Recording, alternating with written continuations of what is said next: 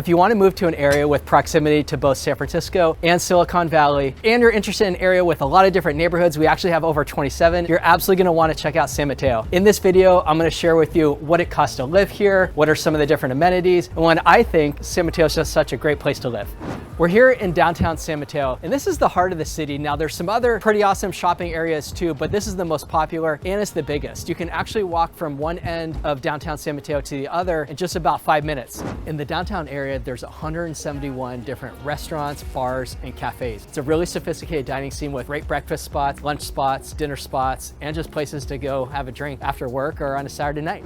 Now, if you're into Mexican food, there's 11 Mexican places, and two of my personal favorites are La Cumbre, which has been around for a long time, and also Pancho Villa, which has really good fresh Mexican food.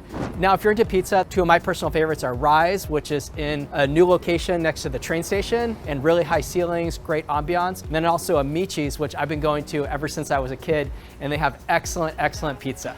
Now, if you're into cookies, one of my personal favorites on the whole peninsula is Antoine's, and they've been open just a few years. They have really fresh cookies. One of my favorite places to go to is Draeger's. Now, this is a grocery store, but it's an uber high-end grocery store. It's 2 stories, has a beautiful escalator that goes from the bottom to the top. Their pastry and dessert department is fantastic. I'm a little biased against Copenhagen Bakery in Burlingame because they have fantastic cakes, but Draeger's is equally awesome. And if you're looking for something that's a little bit extra, that's the place to go to. They also have one of the largest wine cellars of any place on the West Coast. Now, if you're into working out, we do have SoulCycle and we have an Equinox. Right now we're in Central Park, which is right next to downtown San Mateo, and it has a really cool hidden gem. I'm gonna take you inside and let's take a look at the Japanese tea garden. The Japanese tea garden here was put in 1966 with donations from hundreds of individuals of money, time, a lot of different garden clubs, and it's open for a few hours every day. It's maintained by the city of San Mateo. It's a really cool place, like in the heart of a city of 100,000 people. There's 2 things in Central Park that personally I really love. One is music in the parks, which is one weeknight throughout the whole summer, and you see people putting out picnic blankets, enjoying a glass of wine. It's very family friendly. You'll see people dancing. The other cool thing that happens in Central Park is San Mateo on Ice. They actually set up an outdoor ice skating rink in the baseball infield. People come from throughout the peninsula to get their ice skating on in between Thanksgiving and Christmas. And it's just a really good community event. You can even get your hot chocolate too.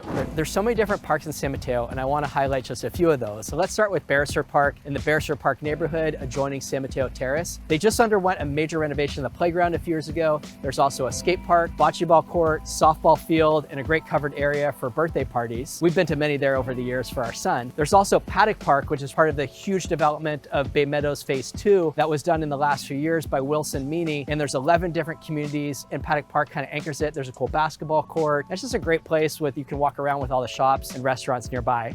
My favorite place to go for a hike is right in Laurelwood Canyon in the Laurelwood neighborhood, which is right next to Sugarloaf. It's pretty cool because you can park on the street, you can walk down the hill, and then within a couple minutes, you don't see any other houses, cars, streets. It's nice and relaxing in there. If you're into walking, 2 of my favorite places to walk are Sawyer Camp Trail, which is right next to Crystal Springs Reservoir. You can basically go from the southern part of San Mateo all the way up to Millbrae. It's super popular on the weekends for people biking, walking. I would say it's like a world-class walking spot if there ever is one.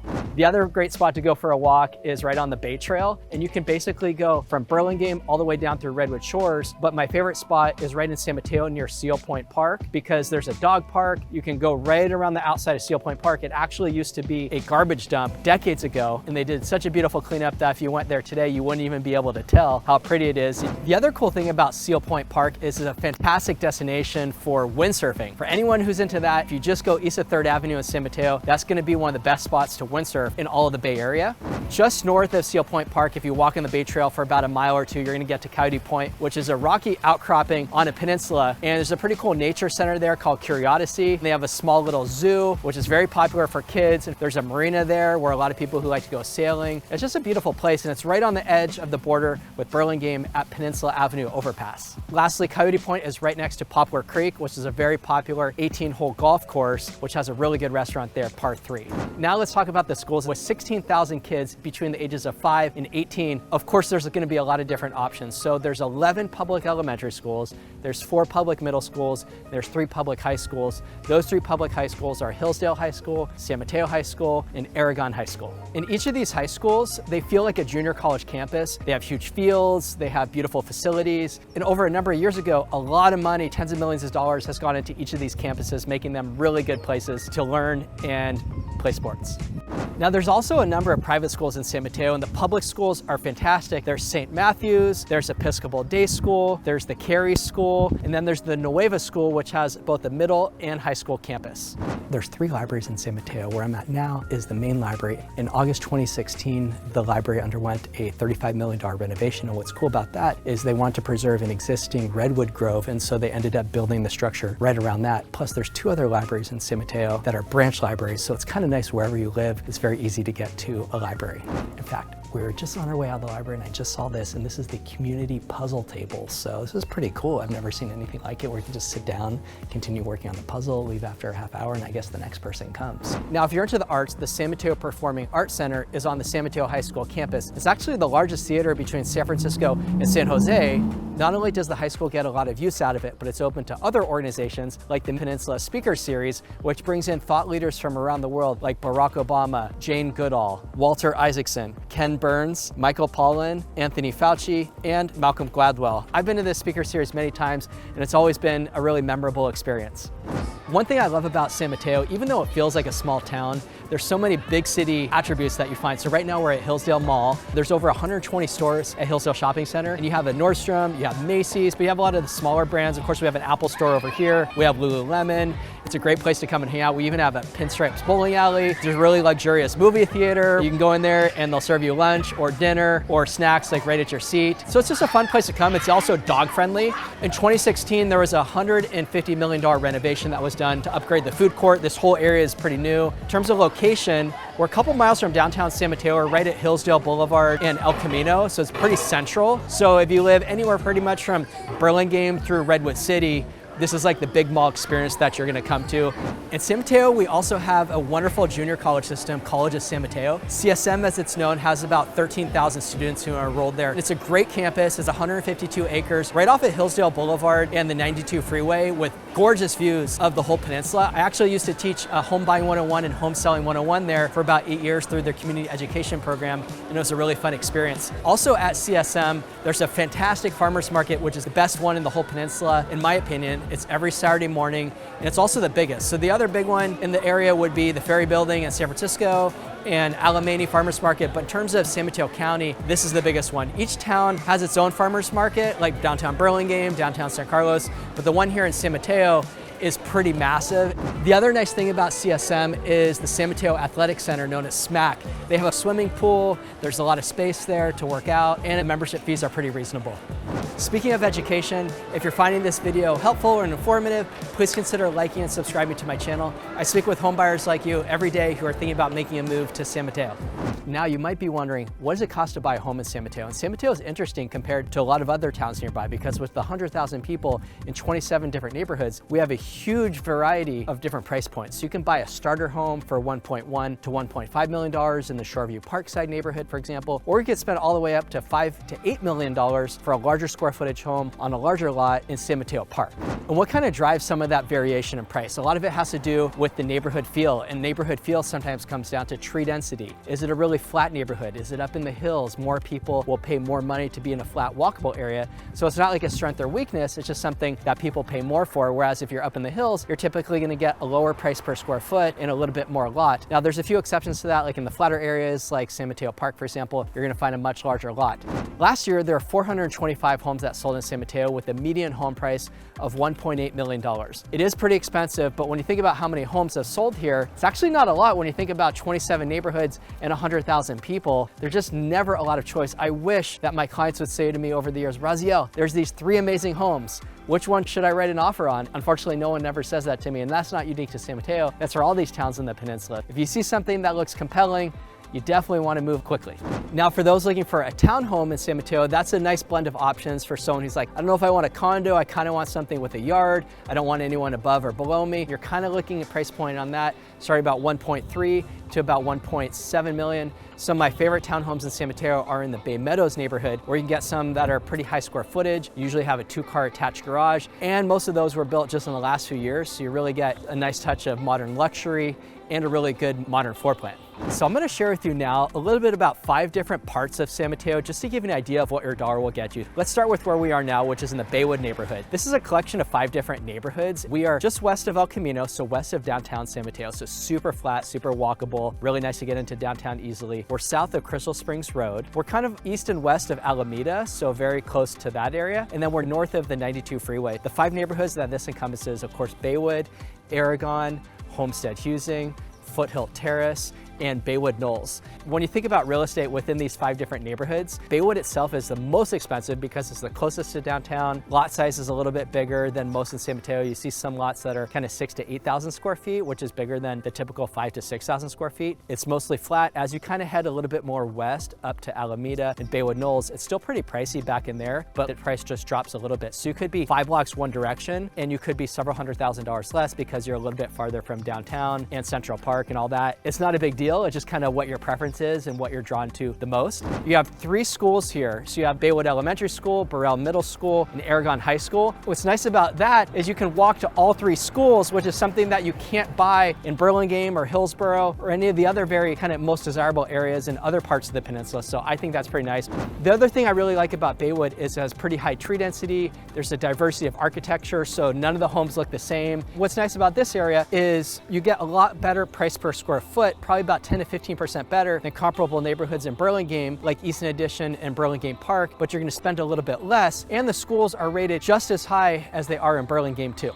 Price-wise, within these 5 different neighborhoods, we're kind of gonna be starting in the high $1 million range for a 2-bedroom house, but there's not really that many 2-bedroom homes. In Burlingame, there's a higher percentage of 2 bedrooms than they are kind of in the greater Baywood area. So most homes are gonna be 3 bedrooms and 4 bedrooms, not too many 5 bedrooms. Right now I'm in San Mateo Park. This is one of my favorite neighborhoods in the whole peninsula, and I'm gonna share with you why. First of all, you have these huge wide open streets. You have some really beautiful older homes with tons of character. The other thing about San Mateo Park is the lot size. So for a comparable price, you're gonna be getting more here than you would in Burlingame's Easton Addition or Burlingame Park. There you're gonna see more like a 5,000 or 6,000 square foot lot. Of course, there are oversized lots in Burlingame. In San Mateo Park, most lot sizes are gonna be 7,000 to 10,000 square feet. So you just get a lot more space in between homes. Now in the Baywood neighborhood, which is the second most expensive neighborhood in San Mateo, you're still gonna see larger lot size than you would in a comparable neighborhood price point wise in Burlingame, but it's not gonna be as big as you'd see here in San Mateo Park. In case you're wondering where is San Mateo Park located, San Mateo Park is really close to downtown Burlingame. It's close to downtown San Mateo.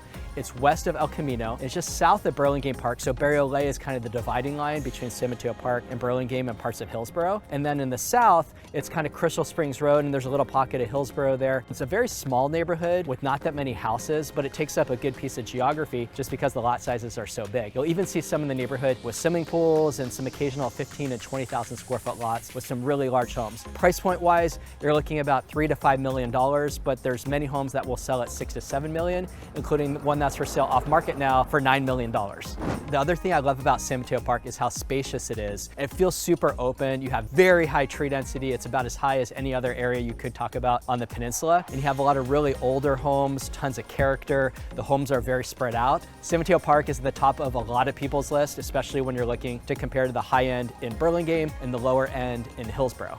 Now I'm gonna share with you a little bit about the Beresford Park neighborhood in San Mateo Terrace. This is a neighborhood that's just south of the 92 freeway. It is west of El Camino, and then on both sides of Alameda, just north of Hillsdale Boulevard in San Mateo. So I really like these neighborhoods. They're at the top of a lot of people's lists, and I'll share with you why. It's flat, it's walkable, there's pretty high tree density, it has a really good neighborhood feel to it. There's also Beresford Rec Center, which is right next to Beresford Park, which is one of my favorite parks in San Mateo, right after Central Park in downtown. At Beresford Park, there's even a garden where you have to wait, I think, for years if you want to get your own little plot to do some gardening. In terms of real estate in the neighborhood, you're gonna see that prices range from about a high 1 million range up to the low 3 million range. And so you can kind of find like a 2-bedroom at the lower end of that. A nice 3-bedroom is gonna kind of be like low to mid 2s, depending on the lot size and if you have a lot of utility lines visible or not. I really like the Lanes neighborhood in particular, which is the Hillsdale part, and which is just kind of at the southern end of the neighborhood.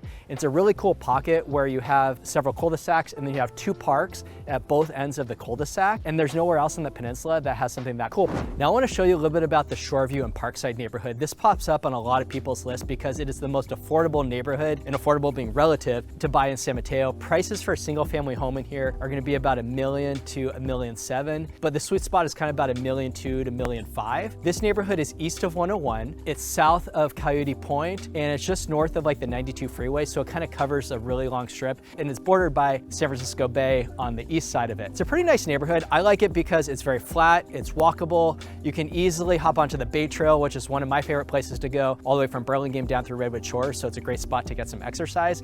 The last part of San Mateo that I'm going to show you now is the Bay Meadows neighborhood. This is a fantastic spot. It actually used to be an old racetrack, so growing up, I've driven past this hundreds of times on 101, where you would see like this huge area and horses would run around the track, and obviously that's less popular nowadays, so it's been redeveloped into Bay Meadows Phase 1 and Bay Meadows Phase 2. Phase 1, there's a Whole Foods there, there's a bunch of different restaurants, some apartments, some single family homes and townhomes, and then where we are now in Phase 2, this has all been built out. The oldest part of this is about 6-7 years old, and there's a corporate campus here for SurveyMonkey, for Franklin Templeton, some other pretty big businesses, and there's some really good places to eat here. We have a Blue Bottle Coffee, we have Rome Artisan Burgers, there's a Humphrey Slocum ice cream, and then there's 11 different residential communities here that are all pretty unique, that range in price from townhomes starting about $1.5 million to some of the bigger single family homes. There's only several dozen of those, and those will go on up to about $3 million.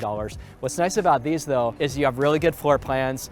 All the units, even townhomes, pretty much have attached garages. The units are a little bit more vertical though, so you could have garage on the bottom level and then living room, main area, and then bedrooms up top if you're on one of the townhomes. In single family home, you could have a 2-car garage side by side and living space on the ground floor, and then 3 to 4 bedrooms on the top floor, and sometimes you'll even see a deck up top with solar. I think this is a really cool area. Property taxes here are a little bit higher than everywhere else. It's pretty much the best master planned community that we have in San Mateo County. Sure, you can go in the South Bay to get some other new construction, but if you're wanting to be in San Mateo County and you like this very urban feel, then Bay Meadows absolutely is going to check that box.